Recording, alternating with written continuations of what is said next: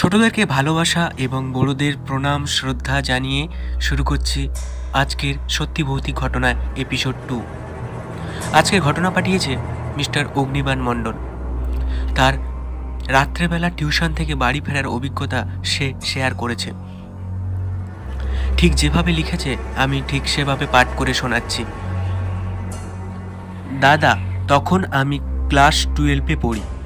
বাড়ি বেশ দূরেই টিউশন ছিল এবং টিউশন যাওয়ার সময় সন্ধেবেলা দেখেছিলাম কারোর মৃতদেহ শ্মশানে নিয়ে দাহ করা হচ্ছে। অতি অবশ্যই আমার টিউশন যাওয়ার রাস্তা ছিল শ্মশানের পাশ দিয়ে, তাই দেখে একটু গা ছমছম করছিল। ঠিক 9টার সময় কাকু ছুটি দিত আমাদের। বাড়ি ফেরার পথে আমার সেই শ্মশানে পোড়ানোর কথা মনে হতে লাগলো এবং অন্ধকার রাত্রে টর্চ জেলে ফিরছিলাম একা। বেশ একটু ভয় ভয় করছিল, গা ছমছম করছিল। সাইকেলটা জোরে চালাতে লাগলাম। ঠিক শ্মশানের কাছে আমার শরীরটা হঠাৎ ভার হয়ে উঠল এবং সাইকেলটা টানতে খুব কষ্ট হচ্ছিল।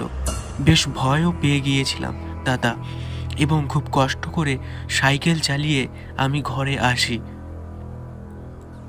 দাদা, এই ছিল আমার একটা ভৌতিক অভিজ্ঞতা। ভালো লাগলে পড়ে শুনিও। সুন্দরবন থেকে অগ্নিবাণ মণ্ডল। আপনাদের যদি ভালো লেগে থাকে তাহলে অবশ্যই আমাদের চ্যানেলে ঘটনা পাঠান। সত্যি ভৌতিক ঘটনা, আপনাদের অভিজ্ঞতার কথা শেয়ার করতে পারেন।